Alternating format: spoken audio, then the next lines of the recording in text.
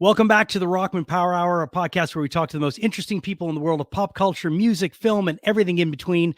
This is a very special episode because it is our 100th episode, and we're very excited to be joined by, well, someone who has been with us since the beginning. Was that my dramatic entrance? No, that was me fucking editing so I could do another intro after you play the fucking music. Oh, okay. So we should play the music then. Right. I like it. I love it. 100 episodes in, and we're just finishing each other's sandwiches.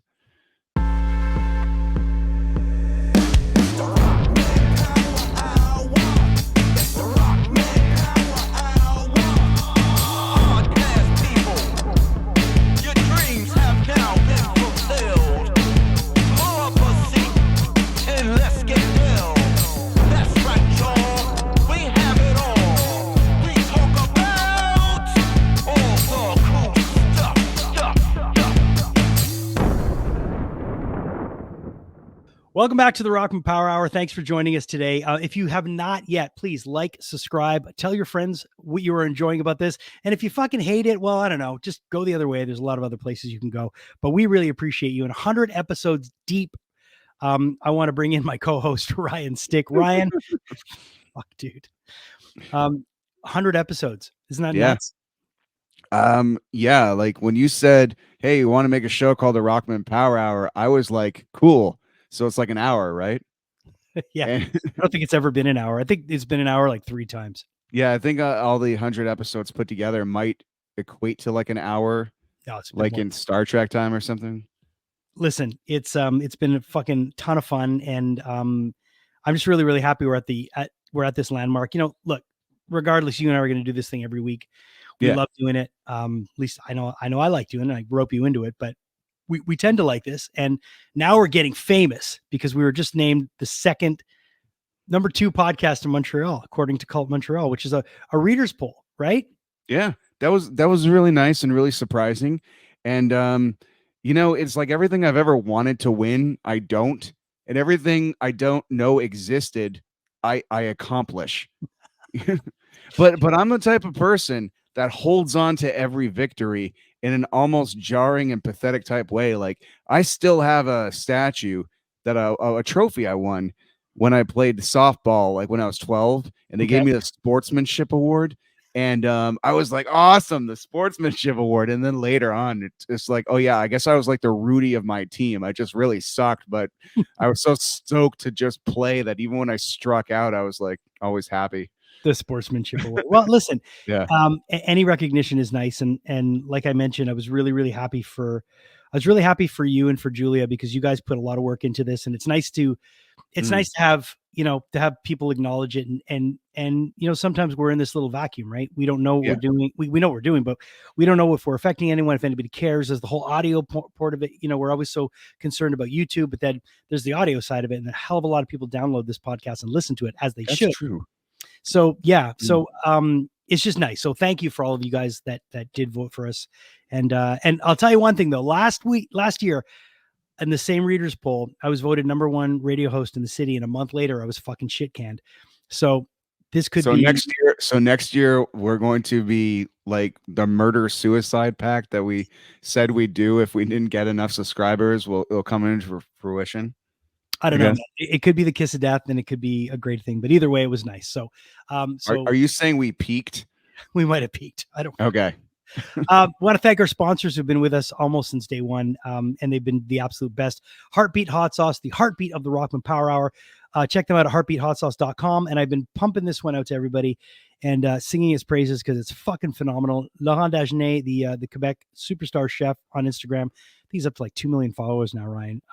And he has partnered with Heartbeat, and they've launched this salsa verde. And this is like the 4th bottle that I've gone through. Did I give you one in your birthday pack or no? Yes, I believe so. Okay. So I think you did. You gave me such an amazing birthday pack. It was hard to pack it all in. Well, I hope you got one of these because they're absolutely great. And our guest today is going to get a bunch of Heartbeat hot sauce as well. And we're going to let you know who that is in a minute. So check out the great folks at Heartbeat Hot Sauce, a company out of Thunder Bay. Small batch fermenters make great hot sauce. And if you use our promo code Rockman20 right down there, you'll get 20% off your entire order. Also, thank you to Audio Technica for making it sound great. They are wonderful, wonderful partners in this podcast with us. Ryan, I know you've been really, really happy about these headphones since we've made this jump. And I know you've been talking about the fact that we have actually a fucking mic arm now. Yeah. This is progress. And these mics are awesome. So thank you to Audio Technica Canada, to our friend Mike Marino, who's been hooking us up. And thank you to Studio House Designs. That is true. I like your one. Watch more scary movies. It's kind of like their that's their saying. That's their catchphrase. It's one of their mottos, I guess. Yeah, it's one of their mottos. It's a Did you good motto to have. I have the Reanimator because this movie's rad and it's really fucked up.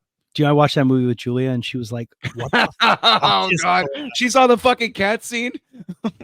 I've flexed more muscles than I can imagine, just making sure that Melissa hasn't even accidentally seen the cat scene in clips on YouTube or anything like that. It's like, because the algorithm, I love horror stuff, so it always pops up, and I'm like, no, yeah.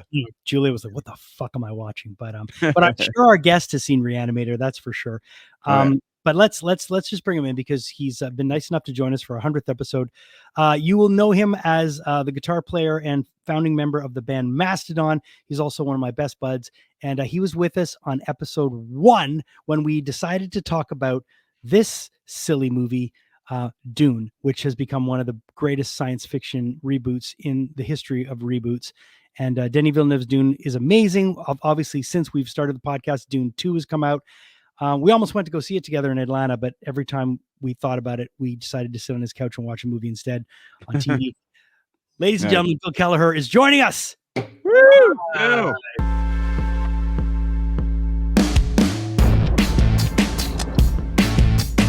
How you doing, Bill? I'm great. Happy 100th episode. I thought you were about to say Happy Hanukkah, and I was like, you're a little early. Spin the dreidel. Let's see what happens. Let's get kinky. So 100 in, man. How long does it take to get to 100 episodes? If you're doing one a week, that takes 2 years, right? Yeah. Ryan, you explain that. Well, I mean, Rockman was kidnapped by aliens periodically a couple of times throughout the year, so we'd have to miss a week or so. And then one or two of us would be astonishingly ill. And, when you really add it all up, but then we had a bunch of little mini episodes that we didn't count as full episodes. So technically speaking, we made like 130 in a way. Yeah. But we were doing this stuff at the beginning where if it was too small, we'd call it bite size. So those sounds like me in the bedroom. Yeah, there you go. He's in fine form. Yeah, we should have done what I do, where it's just like, hey, the episode's only like 20 seconds long, but it's called Still Counts. Hey, whatever it takes, man. 2x5, 2x4. We're 100 in, and you joined us the first episode where that first episode was ambitious because we had Bill on, and then we had an interview with Denis, and we had an interview with Rebecca Ferguson, and we decided to mash it all together. We even arranged for Bill to get to see Dune early. Our friends at Warner got him to see the first Dune movie early, and then we just fucking talked about Dune, and it was so much fun. Since Dune 2's come out, and since we've all lived and life has gone on, but it's crazy to think that this all started with me being really, really unhappy with my radio job because I couldn't do a long form interview. They were always like 3 minutes, 4 minutes, 5 minutes, no more than that. We're not interested. Does this fit our format? Well, why would we talk about movies? We're a music station, all this shit. So that was kind of people are interested in it, they want to right. And then, we fast forward to now 100 episodes in, and a year ago I get let go from radio.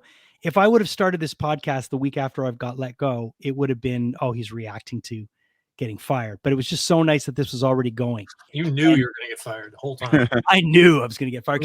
Felt it. The shit that I got away with. But I'm really, really happy that you were able to come back with us, Bill, and chat today. Absolutely. Thanks for having me.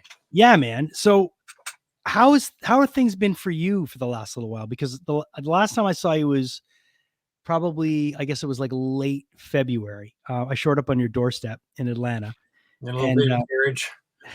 I brought you in and put you in the incubator and fed you my man milk. You nursed me back you into a 50 4-year-old bald man. 3. 3. But you've been well, right? Oh yeah, man. I've just been trying to keep busy, and it's funny, you know. I think people in general, like fans and maybe our audience, like they probably think that, because I used to think the same thing. It's like I ran into a guy at the grocery store the other day. He's like, "Holy shit, you're Bill from Mastodon. What are you doing here?"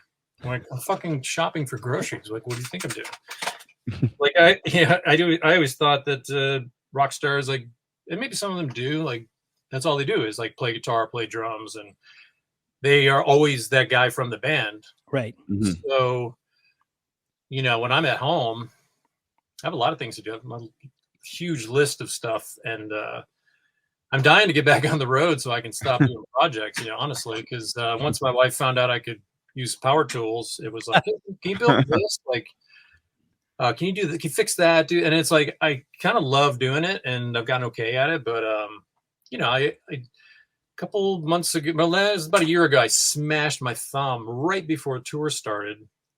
Out of our few tours that we've been doing since COVID and everything in the past like 3 years, been pretty slim, but smashed with a framing hammer as hard as I could on my thumb like a week before tour was to start. And I was scared to death. It was the most pain I've ever felt in my life. I should not be doing this. I should just put the hammers down and just play guitar. So I've been good. I've been working hard on new record, writing stuff, recording it right here in my little home studio, and just getting prepared for going into the studio, and you know, also practicing Leviathan record start to finish, because it's a 20-year anniversary on that, and we're going to be playing that on tour with Lamb of God in July. Wow. So a lot of those songs are like in our wheelhouse already, but a lot of them aren't. So just trying to refresh on a lot of that stuff, and it's interesting to do that, because it's like I'm in the middle of writing a new record, and then when I go back to play the old songs that I wrote, I'm like, wow, it's so different. Yeah. From 20 years ago, the way I was writing, to now. And now it's not good or bad. It's just different. It's a little more simple back then, but powerful. And now it's powerful and more complicated, but I don't know. Do you think that because you're so busy getting reacquainted with that old material, and like, you know, when you play a record from front to back, you have to really, really know everything, because, you know, all the fucking kids are going to be sitting there going, oh, he played that wrong, or they're going to just be, they want the record to be perfect, right? They know the record inside and out, because they've been listening to it for the past 20 years, and I've not been listening to it. I only listened to it, the final master, and I said, okay, sign off, goodbye. That's it. So for you, you're getting reacquainted with it. Do you think, because you're spending so much time learning all this stuff, that it might influence what you're writing as well? You know, that thought did cross my mind, right? Because it kind of goes along with what I was saying. Like, while I was like today, Braun and I were here at my house, and we played the whole record. Just that's what we try to do every day, just so we know it inside and out. But there was a couple moments there where I was like, this one riff at the end of Sea Beast, and I was like, this fucking riff really rocks. How can I write something very similar to that? How can I rip off my own riff?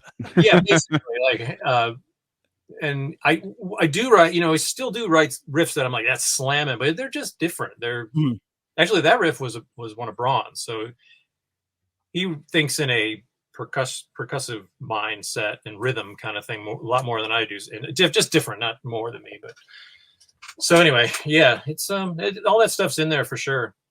You were mentioning you hit your hand, like you know, at a pivotal time when you're starting to rehearse. It reminds me of Tony Iommi, who cut off his fingers like right before he was about to join.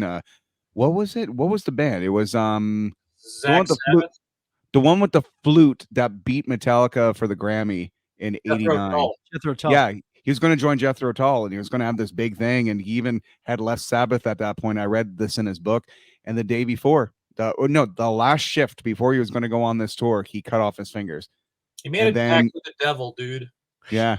That's what that story is not true. He made a fucking pact with the devil. He got at the Necronomicon, and he summoned up fucking Beelzebub, and Beelzebub said, yeah, your wish is my command. And he said, I want to be a big famous fucking rock star, plays guitar. And he said, give me your 2 fingers. Okay, I'll just make some out of rubber. I'll be fine. And that's the story. TMZ. I mean, that's where I saw it. That's amazing. Bill, the first time you came on the show, it was to talk about Dune. And at the point of that recording, I had not seen the old Dune. I had not seen the new Dune. I had not read a Dune book, and I didn't even see that documentary yet. And now, only recently, have I seen the new Dune, both new Dunes, and of course, David Lynch's Dune. And I got to say, it's so nice to finally know what the fuck you guys were talking about. And it took multiple viewings too, because it's a deep dish of a sci-fi. That is heavy sci-fi. But then once you understand it, you're like, wow, so many Star Wars movies are absolute shit comparison to the complexity that and the trust that Denis Villeneuve had with his audience to pull this off, because the first movie explains everything to a painful extent, where even the princess is talking for like 6 minutes in the beginning of it, and Denis Villeneuve is just like, look, we're going to be vague, piece it together if you want, and 33 hours. What's 3 hours and 6 minutes? Yeah, exactly. And just as a result, seeing part 1 and part 2, I saw part 2 twice in the theater, and it was just incredible to me, just seeing the metamorphosis in such a short amount of time, because I only saw Dune part 1 maybe 2 weeks before. So to me, it was all seamless. There was no detail forgotten.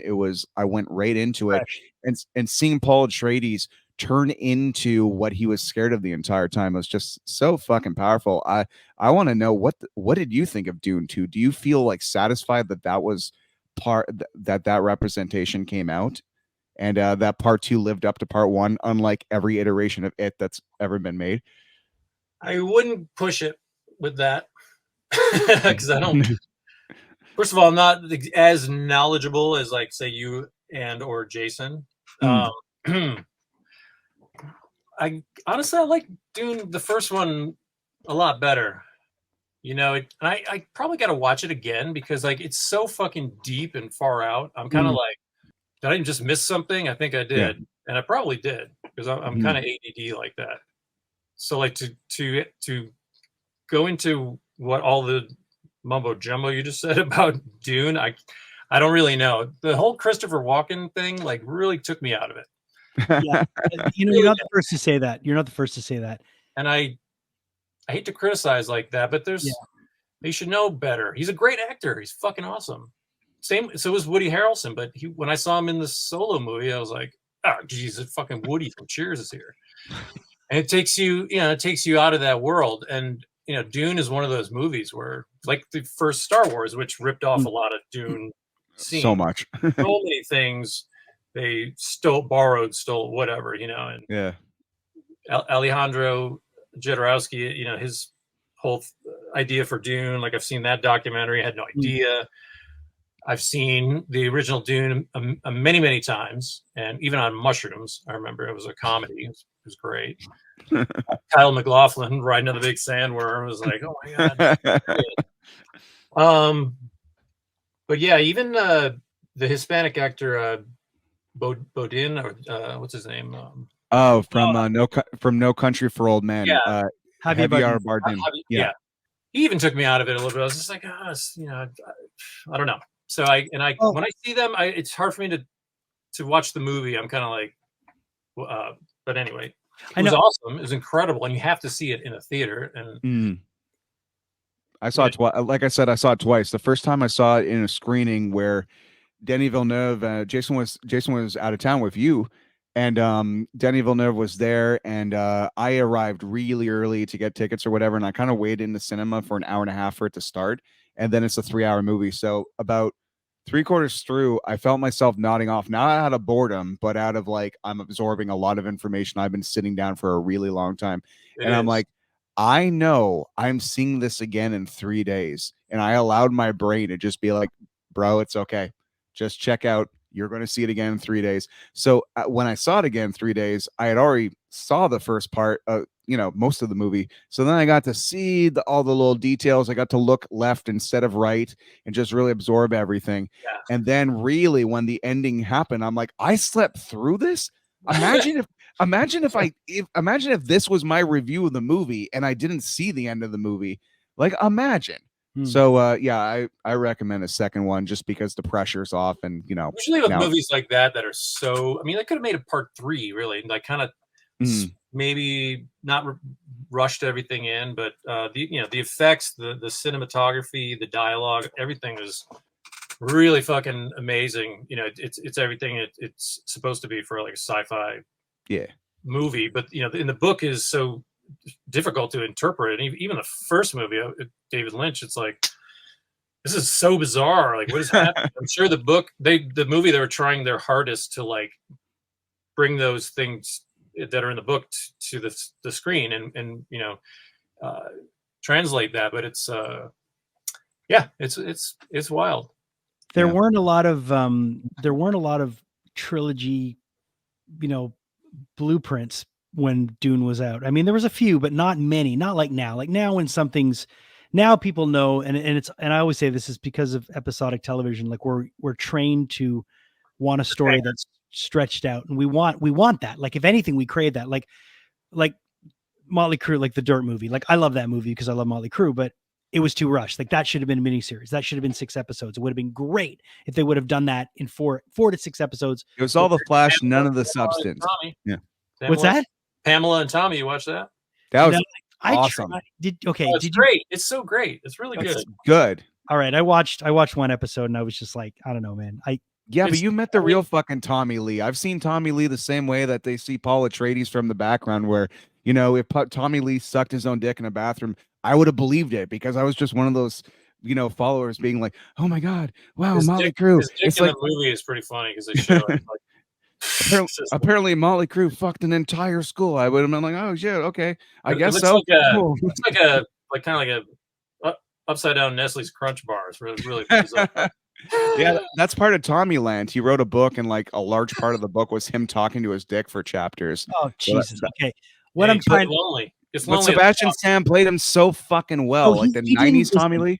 It wasn't. You're right. Because the Tommy that I met in 99, 2000, like the Methods of Mayhem Tommy Lee, he did that very well. He did. Yeah. And the performances weren't bad. Maybe it was because of everything that was going on about how they were so upset about it, and maybe there was I just didn't buy in like a lot of people did, because in my mind I'm like, well, I've sat down with Tommy Lee. He's a nice guy. Like I wouldn't want, like if someone made a story about you, Bill, you and I are friends. And even if you were mad about it, I wouldn't be able to buy into it. Do you know what I mean? Oh, well, I remember watching the Mastodon movie and being horribly disappointed that wasn't the guy from the Power Rangers screaming for a giant elephant. Like at first, but then I got used to it. I'm joking. God. No, it's because in the fucking Power Rangers, the guy says Mastodon. So I've known the word Mastodon my entire life. So every time I hear your band name, I get a little excited. I'm like, yeah. And yeah. Okay, I get it. How old are you? 40. He just turned 40. He had his 40th birthday 2 weeks. Yeah. Nice. Okay. What else you guys want to talk about for your school newspaper here? I'm a fucking seasoned journalist, okay? Don't you dare. This is not a fucking listen, honestly though, I do want to talk to you about some different stuff, because there's a lot of things that you and I have never chatted about. Oh shit. And I want to, but I do want to bring some of this stuff up, because I think I haven't had the opportunity to ask you some of these things, and I want to ask them to you now publicly while we have you here. What was the thing? And I know some of these answers, but I do want to ask you, because you've been doing this for a long time. I know why you do it. I know how much you love music. I know how much you love playing live. But I know also how much you care about your home life, how about you care about your family. You were mentioning before how for you, this isn't, going on the road is fun, but you have a lot of other things on the go. And, I'll never forget the story of you telling me you got off the bus and your father-in-law was there to meet you because you had to go fix roofs on some of your rental properties. Like it's not glamorous like people think, but what I want to ask you, and I don't think I've ever asked you this, when did you realize that there was nothing else that you wanted to do besides this? When was that moment where you were like, okay, I'm not going to go to school. I want this to be like, was there ever a point where you were like, I might go to college, or did you always kind of know music was going to be my vehicle? I don't think I've actually made up my mind on that yet. You're still up. Okay. It's kind of like the question I thought you were going to ask, but there's a question that people always used to ask, like, Bill Kelliher, Mastodon, when did you realize that you had made it? Yeah, no. I'm asking you more. When did you realize this is really what you wanted to do? And that I never really set out to become a musician. I never in a million years thought that I would get paid to play guitar. Never expected that at all. And I didn't for a long time. I didn't until a couple of years into Mastodon. We started actually saving some money and investing money in, like, let's buy a bunch of t-shirts so we can sell them on the road, and all the things that you can do to make money, saving money, playing as many gigs as you could for wherever, and cutting every corner to fucking us. We're gonna play 2 gigs in 2 different cities in one night, and we'll fucking drive. We did everything, But I think the second I got in the van and played my first show with Mastodon, I was like, this is fucking great. This is awesome. I was happy then. I was happy, like, oh, what? We played our first shows at Dixie Tavern in New Orleans. They put us on, because we were the new guys, they put us on it like last. So it was like 2 a.m. We lost Brent before the show. We had pallets that we stood on.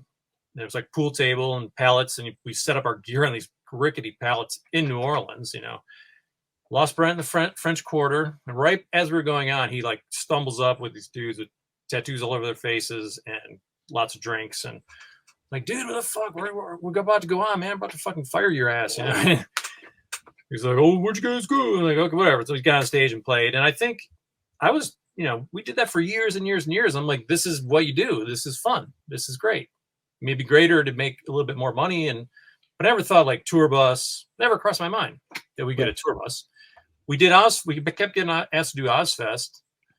And we learned we had to pay money every night to be on it. And we had to get a tour bus. And we were like, fuck that. We're doing great on our own. Let's just keep doing what we're doing in the van. And we did. And then eventually our manager, Nick John, was like, they're actually going to pay you $500 a night, but you have to get a van, ditch the van, and you have to have a tour bus. And once you get a tour bus, it's like no looking back. So I was like, okay, it's on. Like someone else is driving, because it was always just really the 4 of us, sometimes the sound man in a van. And we would not even with a trailer the first couple of years. And I was so happy. I was like, this is great. We're playing out every night. We're drinking, we're eating not eating good food, but we're getting fed.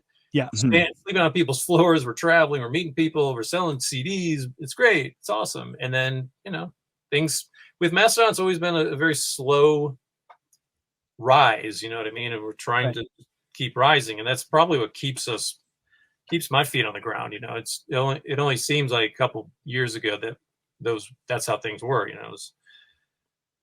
anyway, because it could all go away at any moment for any number of reasons. And I've always, this is what I do. I mean, I do other things, but pretty much probably just going to be playing music. That's Bill. I sometimes I ask people this, especially just musicians. I remember distinctly the first time I ever played with a drummer, or just, I'm a bassist, played with a guitar player. We hit the note at the same time. And then there's something that happens in your brain where you just realize, oh my God, like I've been living on this little planet and there's a fucking universe. And you can almost feel the world getting bigger. And it's like opening the door and you see Oz and it's all color. I'm not in Kansas anymore. What moment in music made you feel like that? Was it like the first time you ever jammed with somebody, the first time you ever played a show? I mean, when I was growing up, I was one of like 5 or 6 of my guy friends who they all play guitar, and I was the last one to get a guitar at 15 years old. So I was just like, everyone's playing Eruption or fucking Hot for Teacher or whatever, I think once I got my first band, which was called Crinkle Pig, which was punk rock cover band. Okay. Crinkle Pig, I used to work at Wilson Suede and Leather, and there was a type of material called Crinkle Pig, and I was like, cool, that's our band name. And we started playing like, I grew up in Victor, New York, and we would play like the school, not the school dance, but like the school talent show. We played like the hang around Victor Day kind of like thing in it's like one horse town kind of place. And that just, I was like, yeah, this is what I'm meant to do. Is just, I love playing guitar. I was kind of a shy person. So if I had a guitar in front of me and I could play something, I just felt more social that way. And we would play in our friends' garages, and there'd be parties. And then it was just kind of like if I didn't play guitar, I don't know what the fuck I would be interested in, because I never had any direction when I was younger. I didn't know what I wanted to be. I was talking with my wife recently, because back in my day, there was like kind of like they brought this like computer type cash register machine in, and they're like, oh, you type in you fill out all these interests of yours, and they put it into the machine. And it spits out like a job title for you if you can't think of one. And mine was like working on a dock, like a shipping dock or something. And I was like, it's like a little piece of paper. It was almost like in the Jetsons, where you type in like your interest, and this is your job. And you take the number and you go. So when I thank God my dad got me the guitar finally, and had been asking for it for years. But yeah, it's kind of that's the feeling that I always get when I get out on stage. It's just like when I see people still coming to our shows, we make friends everywhere we go, and it's all about like, I never would travel this much without the band. There's so many doors the band has opened me up to, and all of us, friends I would have never met, opportunities that I've gotten. When we were opening for Iron Maiden back in 2004, which is 20 years ago, in Helsinki for 2 nights, I was like, I can't believe we're doing this. This is incredible. This is fucking everybody dreams of this. But but we were just like, well, we worked to get here. No one just took us and said, plop, you're going to go tour with Iron Maiden. It was like they listened to us and they actually asked us to open for them. So moments like those, they happen all the time, and I'm just so glad that I'm still here, and we're still writing great songs and records, and people are still coming out to see us. And I run our merch store at home, and that's always a steady stream of people buying posters and records. So it's all this stuff. It just feeds my positivity. I chose the right path. It's funny because knowing you and knowing how hard you work, because like I mentioned, you do work very hard with the band, but you work hard in every other area of your life too. But there's something about you that you're very committed to whatever you're doing. And I don't think you're one of these people that likes to do things half-assed. I think you're someone who likes to do things right. And you're willing to put the work in. And I also think you're somewhat patient too. Did you remember who it was that gave you those qualities? Was it like when you were growing up, was there someone that you looked at and said, like, I know I've got to do this if I want to achieve this? I would say there were things that my dad would say but not do. Right. And I think only recently have I kind of, like, for example, my dad would always say, like, "Where's my fucking hammer?" Or not fucking. Where's my hammer? Well, you borrowed my hammer. You have it somewhere.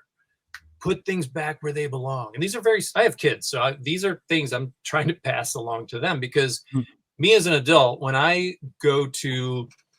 lose my phone, which I never do, it's always in my pocket, I go fucking batshit crazy. I lose my keys, which I don't have them in front of me, but they're huge. They're like Schneider from One Day at a Time. The super fucking keys. There's a lot of keys. If I lose that shit, I go bonkers. Or whatever. If I use one of my tools, I'm lazy. I'll just kind of throw it over here. I'm like, you know what? Put that back where it belongs. So the next time you go to get it, which is going to be tomorrow, you're not going to be fucking, because sometimes you go, I'll remember where it was. It was right over here. Oh God. And I try to carry that through in everything in life, and sometimes my wife will say that I'm either ADD or, on the spectrum or some shit. If I'm like making a sandwich, I take out one thing, I use it, and I put it back immediately so I don't forget. So I don't know. I don't know who really I looked up to. I think touring with bigger bands like Slayers, Metallica, Iron Maiden, just looking at those dudes and be like, And once you see behind the curtain, you're like, all these people are just regular people. They're just regular dudes. They weren't born like this. They were, they put you on these 20-foot stages and shower you in all these lights and lasers and shit. And like, these guys are fucking here. There's tour bus, and these guys, they're superhuman. And sometimes fanatics take that too far. But meeting like some of these people backstage and just kind of learning from them, like how to do it. Like watching Kerry King and Jeff Hanneman like warm up before a show, and I'm walking around with drinking a beer. Like, what are you guys warming up for? Why are you doing that? Don't you know your fucking songs? And then I realized, no, there's something to this. Like, okay, warm up. Then I started like practicing guitar way fucking more. I was like, you're a guitar player. You're in this really big fucking band. You should be better. Like, you should spend your time not drinking and playing more guitar. Get better at your craft. So I just those guys, rubbed off on me. But I try to take the positive from anyone who's been there, more experienced, older.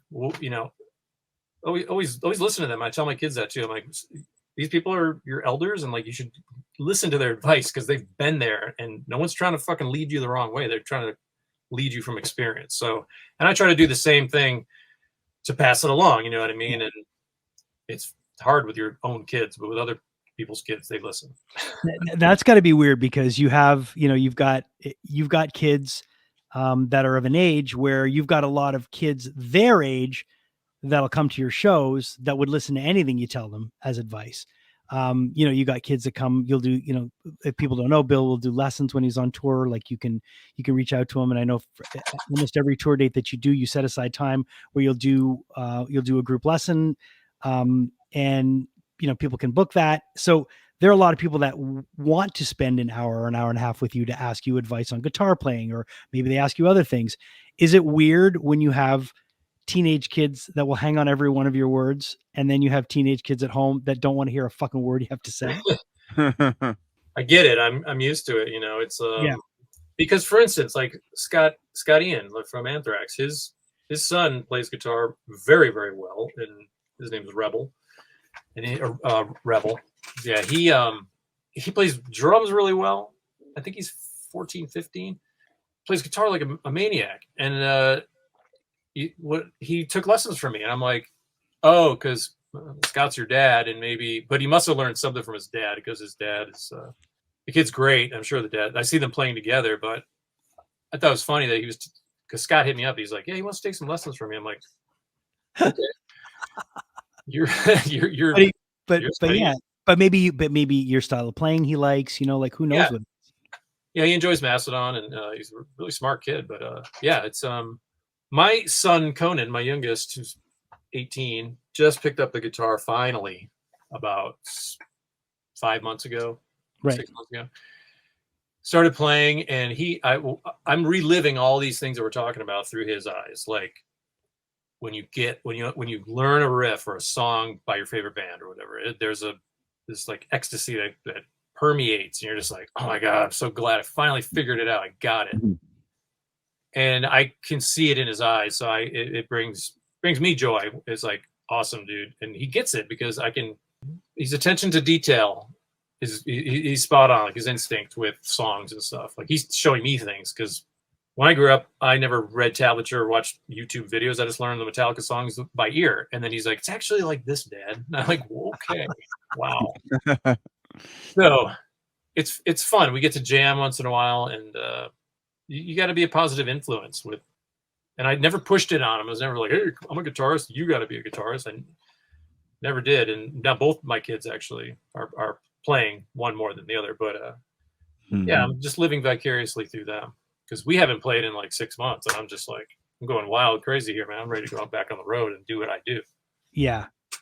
But it's got to be nice when you get to have that moment to connect, like anything, being someone who has two teenagers as well, it's this fine, delicate balance where you want to encourage them, but you don't want to jam it down their throat, because then they're immediately going to recoil if they feel like they're getting pressured into something. But when you can kind of like usher them in gingerly, maybe they gotta find it on their own, Yeah, but when they do and you're there, it's like, fuck. Like, I remember being in your kitchen with you and asking Conan what bands he liked, and like he's like, oh, I like Metallica and I like this, and I was like, have you ever seen them play? And he's like, yeah, I think I saw them play when I was like 6.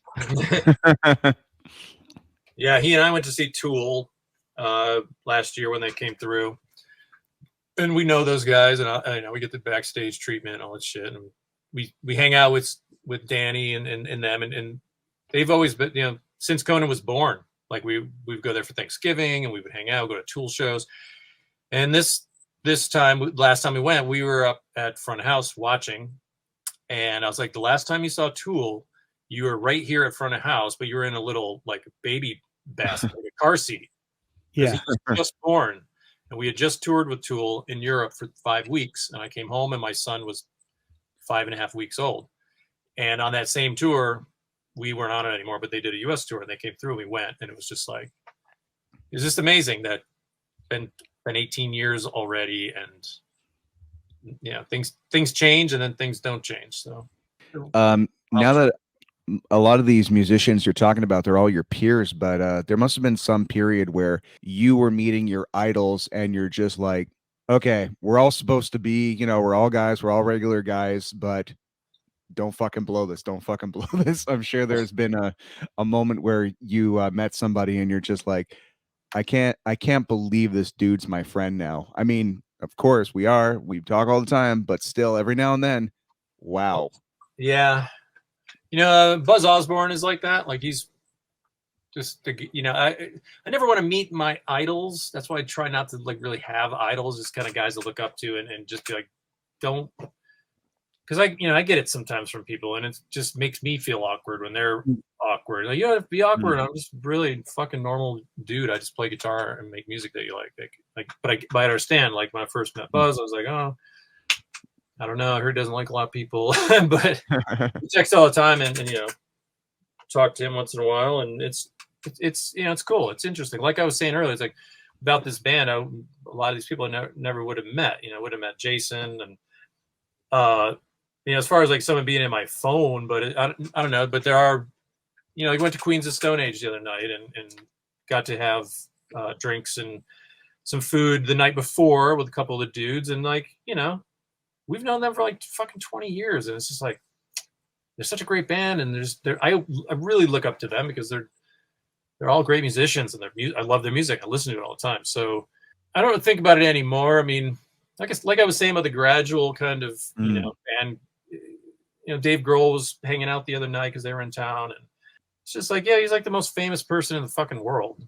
Like I have his phone number, not that I call him, but it's like just try to keep it in reality check, because it's once you're in that band, if you're a nice person and you're in a band and you see other band dudes, like you just be friends with them. It's not anything. It's not like I don't know. We definitely tried to be cool and don't embarrass ourselves. And like first time touring with Clutch, for instance, I used to love Clutch, and I was intimidated a lot by like Neil and all those guys. We were just first tour. We're touring with those guys, and I was in the pit like fucking going crazy for one of their songs. And he, after the show, he was talking to Brian. He's like, "Man, I think I saw your guitar player in the fucking pit during us. Like that's weird." He's like, "Well, he really likes your band, but but then get to know all those people, and I don't know. Yeah. I mean, I think what ends up happening after a while is you said it many times in this conversation, like they're just regular people. And I think when you meet someone and you do have any kind of connection with them, all that stuff goes out the window. And you just like you and I have been friends for probably 12, 13 years. I don't think you and I talk about your band or about music much. We usually talk about movies or TV shows, or I'll probably once in a while reach out to you and say, can you get me this Mastodon thing? But I am a Mastodon fan, and that, like, I love the band, but I could give a rat's ass to talk to you about that. I want to talk to you more about other stuff. And I think that's what ends up happening when you become friends with people. How do you make this boiled cauliflower rice, Bill? I need to right. know. Exactly. Dude, fuck it. Like, FaceTime me during dinner. Yeah, exactly. What do I do? I got the little stuff. I got boiling water. Parmesan cheese, butter, what? Need you. But it's true. Like what when you do have friendships with people, it goes beyond that. But a lot of people don't understand that. Like even when you're mentioning Buzz, and Buzz is going to be on the show in a couple of weeks. But I remember messaging you when I told you I was doing the interview, and you're like, yeah, it's so funny. He just texted me, and I was like, that's fucking rad, but you just gotta be cool. Just be, and I know sometimes it's hard because I was good friends. I've been talking about a long time with Paige Hamilton. I was like, this guy's like fucking in one of the greatest bands I've ever listened to. And like, we were hanging out for like a week. He came to visit me, and like, we were right. He wanted some help like writing his new record, and I was like, I can't. That back then, I do remember. I was like pinching myself. I'm fucking hanging out with this dude. Great, and but it is. It's if you click, you click. But you can't be like fucking weirdo. You just got to be like, don't be a weirdo because it's gonna make them feel awkward. And I know it's hard. There's so many people out there. I'm just like, I'm just not gonna go like Lemmy. Like I've hung out with him a little bit here and there, but I never was like, oh hey man, what's going on, dude? Like I'm Bill, and like I'm just not that kind of person. And he probably gets that. He did before he passed away. Obviously, he probably get that constantly all day long by people like, oh hey dude, what's up, man? I play in a band, and it's like, just don't. Oh, don't tell them about your band. That's like such a faux pas. Yeah, I met Tony Iommi one time, but it was like the way I met him. We were doing getting this like Shredder Award or some award in London for like Metal Hammer or Kerrang or something, and we were all standing on that. We were going to perform a couple songs, and Clutch was going to perform a couple songs. Or there were a couple bands playing, but they're mostly doing an award ceremony. And Tony was there, and he was about to go on and accept an award, and he was right in front of me.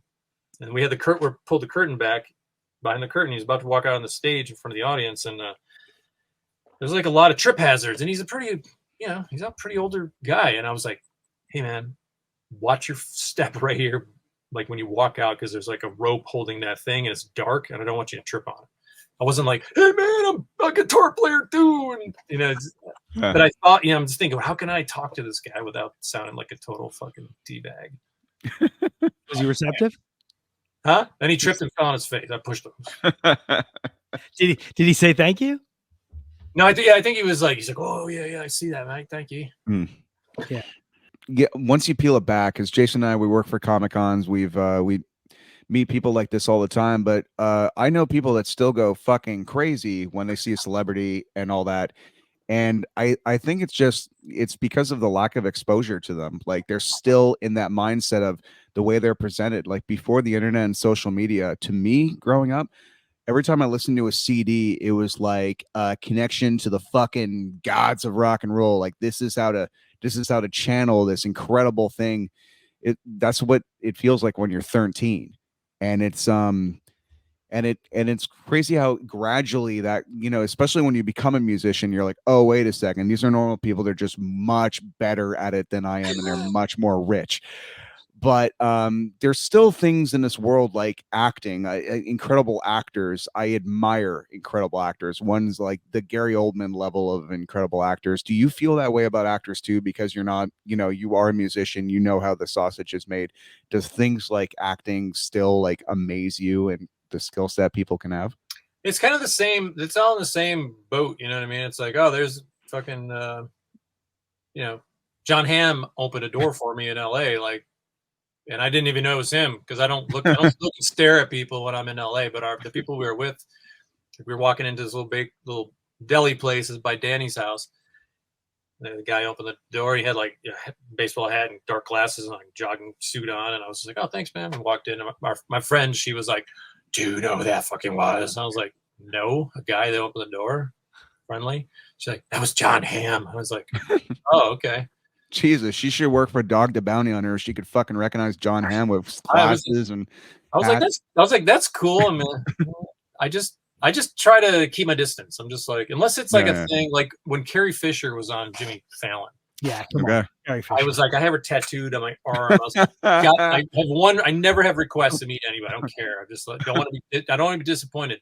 But she was there, and I was like, I've got to meet her. I just want to meet her and like give her a hug or whatever.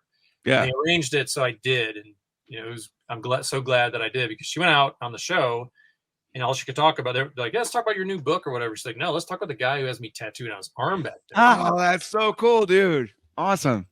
Yeah, it was cool. There's certain people who and I wasn't a total dork. I was just like, hi, I just really want to meet you. I'm like, I got you tattooed on my arm. I don't know. I play in the band that's like on the show tonight. I just want to get a picture with you.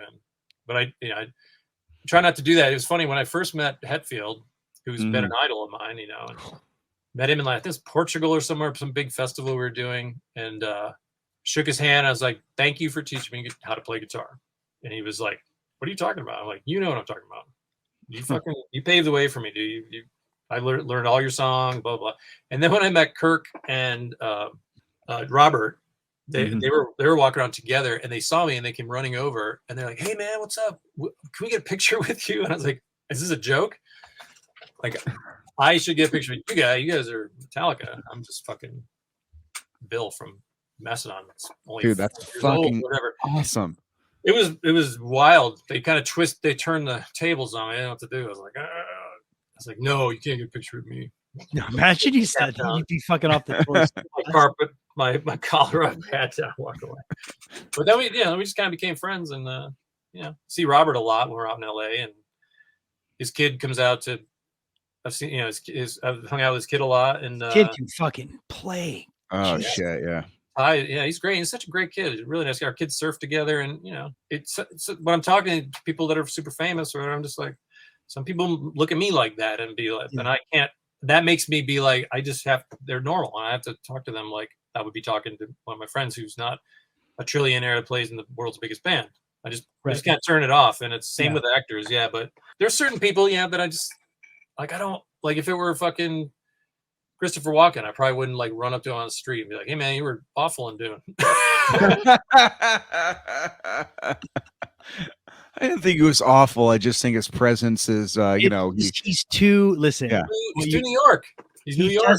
It didn't like because the casting in that film is he's a great actor. He's a fucking awesome actor. He's the fucking one of the best. One of the best. The best. But it's so weird to see him in that universe because it makes no fucking sense.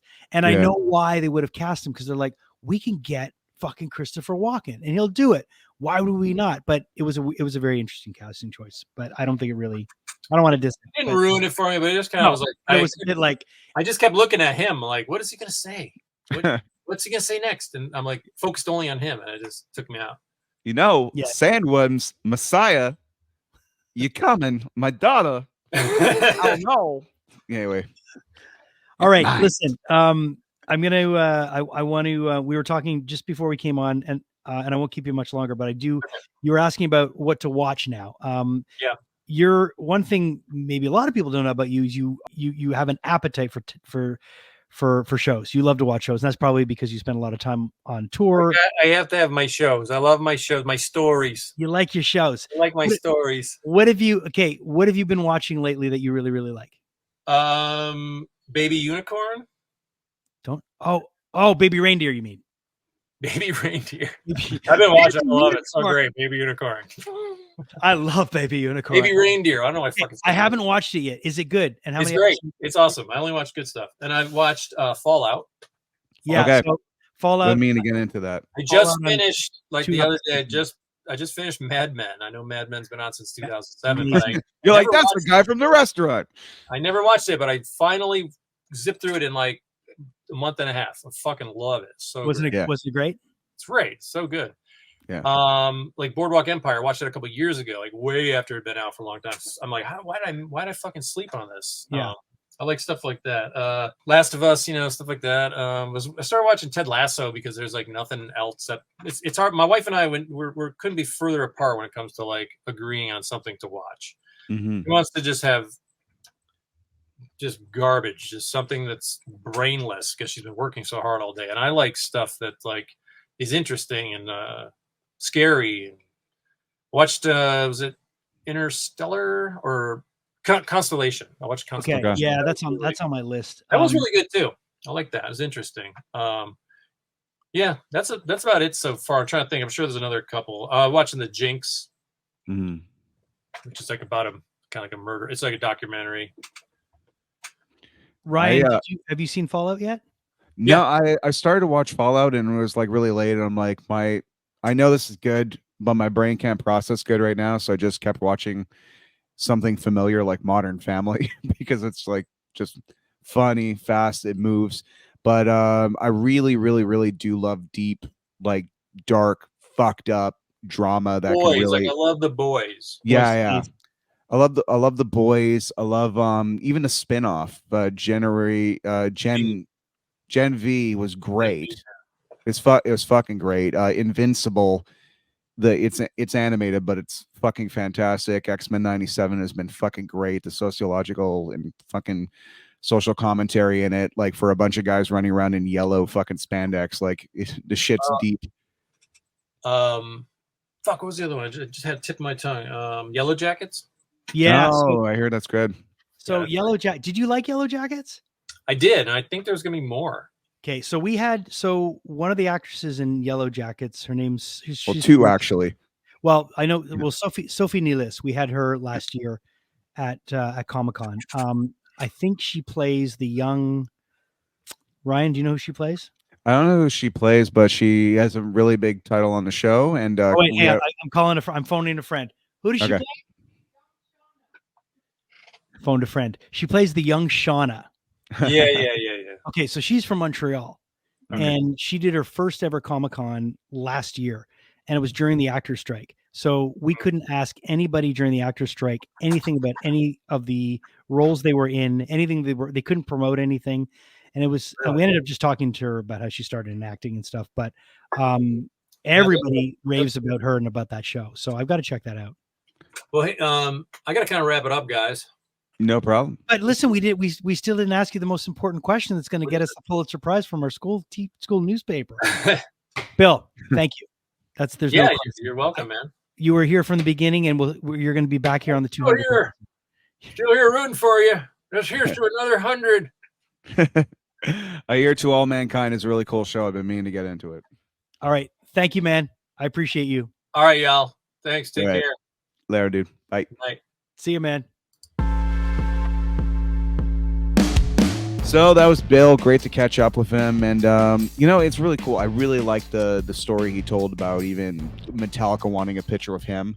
Like, isn't that the fucking best, where you're not walking around searching for validation. Validation finds you. Like, yeah, I love that. And he was just doing his thing. He wasn't walking around with a Mastodon t-shirt with two thumbs in his direction of his face, Yeah, I'm Bill from Mastodon would be a very funny shirt, though.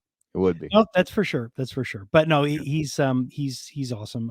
And he's my buddy. And it's nice that he accepted. I'm sure the last thing he wanted to do was get on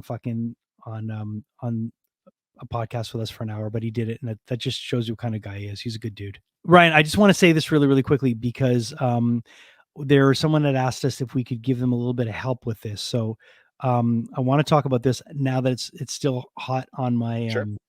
Okay. So this is going to be going up. I believe this will be up probably around May 9th or so. But if you're in the Montreal area, May 19th, there's a very, very special thing that's happening that's going to be supporting the Leukemia and Lymphoma Society of Canada. Okay. And it's called Envie de Rire, Long Live Laughter. It's going to be happening May 19th at Cabaret Lion d'Or. It's going to be pretty rad because there's going to be some great comedians that are going to be a part of this thing. And it's produced by my friend Patrick Saad. And all the proceeds are going to be going to Leukemia and Lymphoma Society of Canada, like I mentioned, to support people affected by leukemia, their loved ones, and fund medical research. This is the first edition that they're doing it, and they're going to be bringing a bunch of comedians together. One of the comedians is our friend that we love very much, so we have to get on this show, Mike Patterson. So I wanted to give them a shout out. You can get tickets if you go to the Leukemia and Lymphoma Society of Canada. All the information's there. Find them on social media and go check it out. Tickets are on sale now. It's going to be a really, really, really fun event, and it goes to a great cause. And it'll be a great place for you to laugh and have an incredible fun night. So I just wanted to give them a bit of a shout out.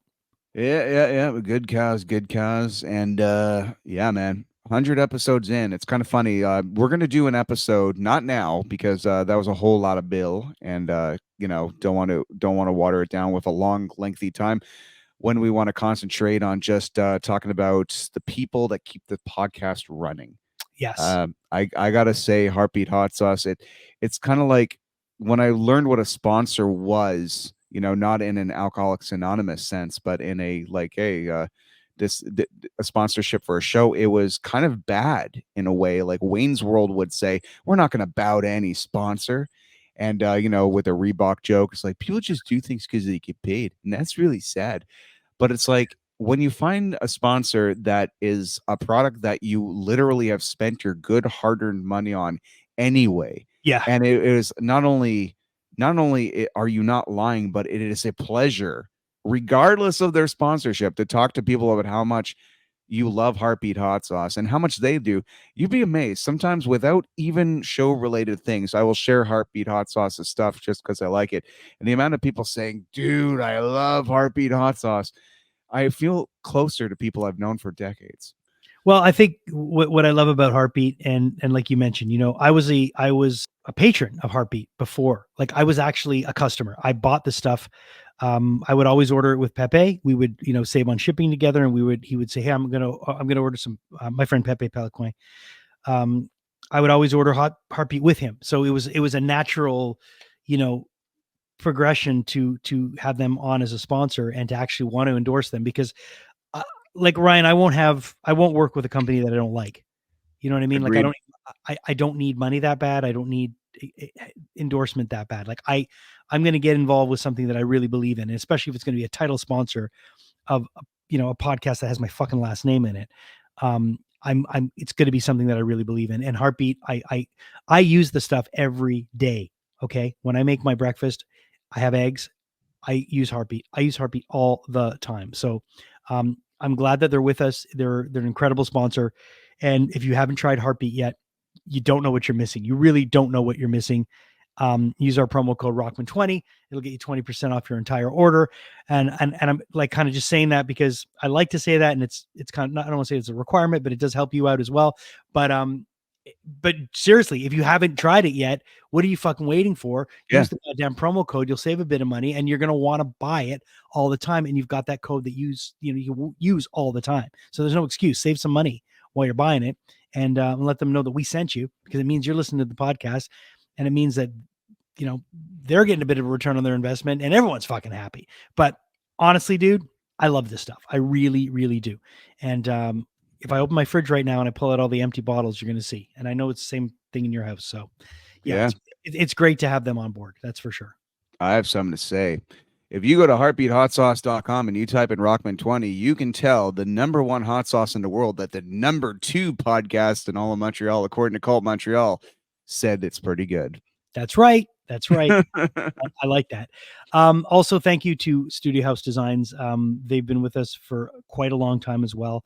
And they've got some great stuff. Now, I was going to mention this before, but then Bill came on, and I didn't want to waste any of his time, because he was nice enough to give us almost an hour tonight, which is great. Ryan, dude, have you seen, and I know you love the movie Hackers. Yeah. Right now, in fact, this episode comes out, so tomorrow I believe the drop will be happening. They have these great Hackers t-shirts. It's amazing. And when you watch that movie, it is baffling what they thought the internet was back then and how it worked.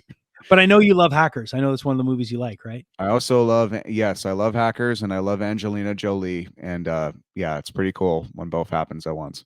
So that'll be happening tomorrow over at studiohousedesigns.com. So go check out their Hackers drop. Great people. Cody and Aaron, nice people, really small run business that caters to all of you movie fans, and they just do great stuff. So thank you to them for being with us as well. And Audio Technica, who's jumped on with us at the beginning of 2024. Love them. Thank you to Mike Marino and everybody involved. It's our 100th episode. So Ryan, thank you, man, for the amount of work that you put into this podcast. And our producer too, Julia Kajerski. Julie, do you want to come say hi? If you want to see Julia's beautiful Polish non-smiling face, check out our Valentine's Day episode where both of our beloveds join us. There you go. That's there she is. As we watch and slightly criticize former interviews you did with Jason Momoa.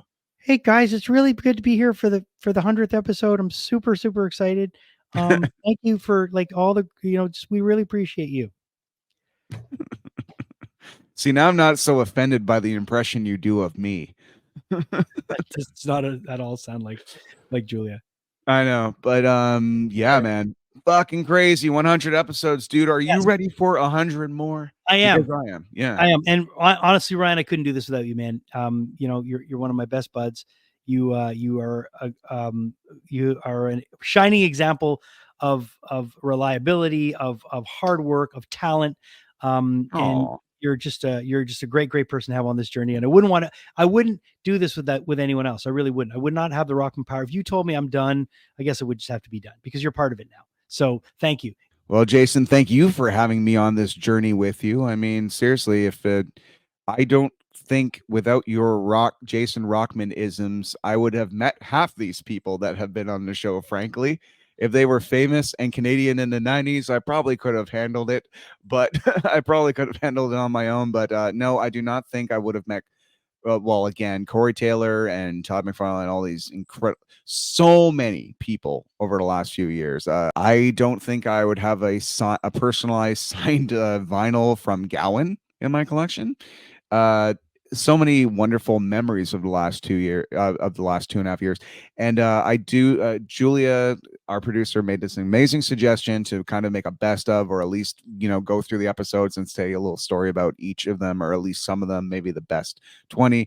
I'm totally for that. We just had no time to do it this time, but perhaps maybe like an audio exclusive. I think that would be pretty cool. Yeah, we could definitely do that in the future. I mean, look, the thing is, we're not going anywhere. We love doing this, and we really appreciate all of you guys that are with us. So, to more episodes, man. Let's just keep doing it. We were thinking of bringing the merch back.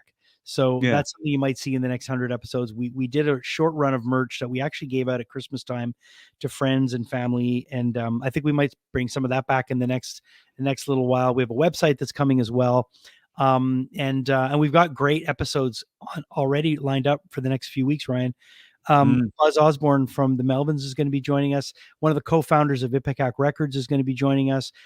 Frank Turner is going to be joining us, and John Garcia is going to be joining us next week from Caius. Yeah, that's a hell of a lineup, and that's what happens on a month by month basis. We don't have episodes sometimes for 3 months at a time, but then every now and then a Todd McFarlane will happen, or a Corey Taylor, and we're just like, oh my God, really? And sometimes you don't even have time to process or in my case, ruin potentially good things, because there's not enough time to marinate in the fanboy isms that I feel. But, as I get older and, as I get more used to all this, it all just comes a little bit natural, man. It's been really nice. And it's been really nice. And thank you to everybody out there, by the way, who watches and stuff and comments. Like, seriously, that you can do stuff. And I mentioned before, like doing stuff in a vacuum, you don't know if people are enjoying it. And it's nice to get feedback from people that say, well, I really like listening to the podcast. I really enjoy watching you guys. You guys are funny. You guys are, you got whatever it is. It's just any compliment that we get, any criticism we get as well, we take to heart. So it's just really nice when we get such great feedback from people. So thank you for you guys for just choosing to spend your time with us and with our guests, and a lot of hard work and heart goes into this. We really, really do care about it. So thank you for all of you guys that have been on this journey with us since the beginning. There's quite a few, man. There's quite a few. So we appreciate you. We really, really do. And Ryan, this is the end of the 100th. We got a lot more coming. Thank you again for everything that you do for the Rockman Power Hour. It's appreciated. Thank you to our producer, Julia Kujerski, who we could not do any of this without as well. She keeps both of us in line, keeps us on track, and does so much stuff behind the scenes that a lot of people don't even know about. So thank you to her. And thank you to all of you. Please like, subscribe. Let us know what you're enjoying, what you're not enjoying. And until next time, we will see you again on the Rockman Power Hour.